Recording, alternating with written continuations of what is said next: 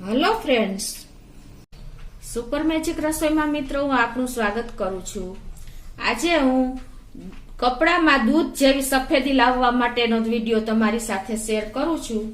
તો તમને ચોક્કસ આ વિડીયો ઉપયોગી થશે। ગમે તો લાઈક કરજો, શેર કરજો અને સબસ્ક્રાઇબ કરવાનું તો ભૂલતા જ નહીં।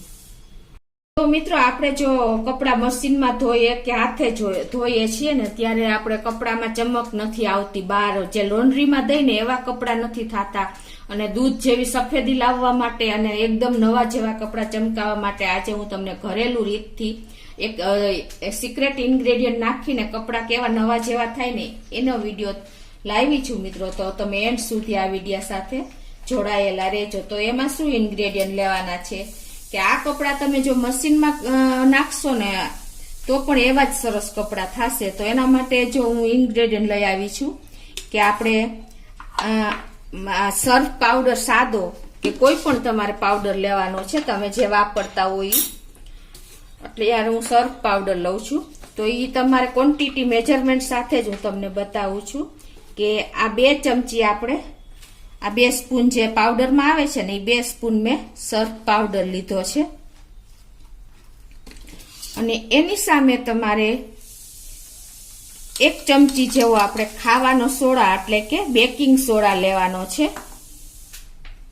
જે આપણે આ ટાટા સોડા આવે છે ને એ બેકિંગ પાવડર નહીં મિત્રો, બેકિંગ સોડા લેવાનો છે અને એની સામે 1 ચમચી આપણે મીઠું લેવાનું છે મિત્રો। અને આ બધું આપણે આ ત્રણેય વસ્તુ મિક્સ કરી લેશું। સોડા, મીઠું અને પાવડર, જે તમે કપડા માટે પાવડર વાપરતા હો ને એ પાવડર ચાલે।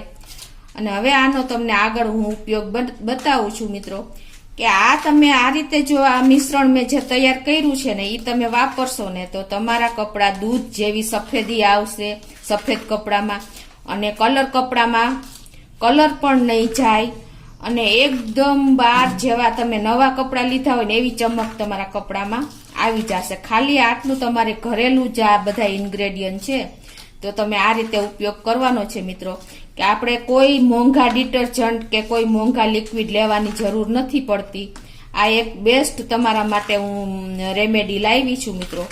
તો તમને ચોક્કસ આ ઉપયોગી થશે। હવે આગળની પ્રોસીજર હું તમને બતાવું છું મિત્રો। તો હવે જે આપણે આ બનાવ્યું ને પાવડર મિશ્રણ એ તમારે 1 ટબ લેવાનું છે અને એમાં પાણી થોડુંક લેવાનું છે। એમાં તમારે આ 2.5 ચમચી મિશ્રણ નાખવાનું છે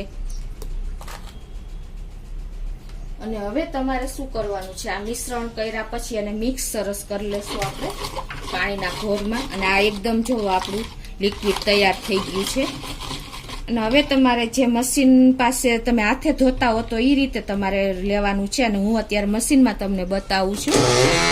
તો એના માટે શું કરવાનું છે કે આ જો અત્યારે હું આ કોરા કપડા જ મશીનમાં નાખું છું આ રીતે।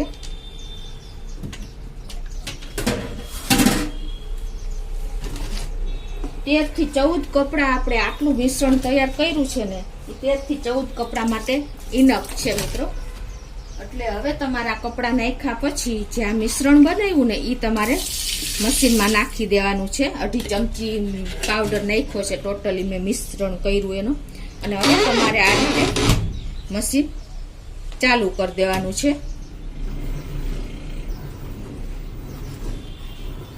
તો મિત્રો જો આ રીતે તમે આ જે મેં રેમેડી બતાવી ને એ તમે રેગ્યુલર વાપરશો ને તો તમારા કપડા દૂધ જેવા સફેદ બનશે અને કપડાનો પણ કલર નહીં છૂટે અને તમારે કોઈ મોંઘા ડિટર્જન્ટ કે લિક્વિડ વાપરવાની જરૂર નથી મિત્રો।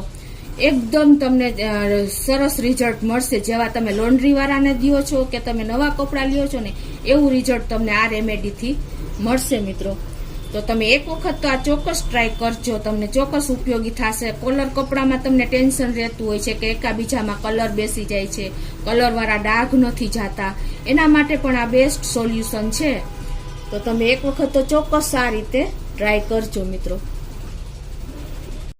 તો મિત્રો ઘણી બહેનોને ફરિયાદ હોય છે કે મશીનમાં કપડા ડલ થઈ જાય છે, મશીનના કપડા ગમતા નથી અને આવી રીતે કમ્પ્લેન હોય છે એટલે લેડીઝ કંટાળી ગયા હોય છે મશીનથી. જે એકદમ સાફ સુથરા કપડા જોતા હોય, શાઇનિંગ વાળા જોતા હોય, દૂધ જેવી સફેદી કપડામાં જોતી હોય, સફેદ કપડામાં, તો આ બેસ્ટ સોલ્યુશન મેં તમને બતાવ્યું મિત્રો. તમે ચોક્કસ આ રીતે એક વખત લેડીઝ લોકો ટ્રાય કરજો.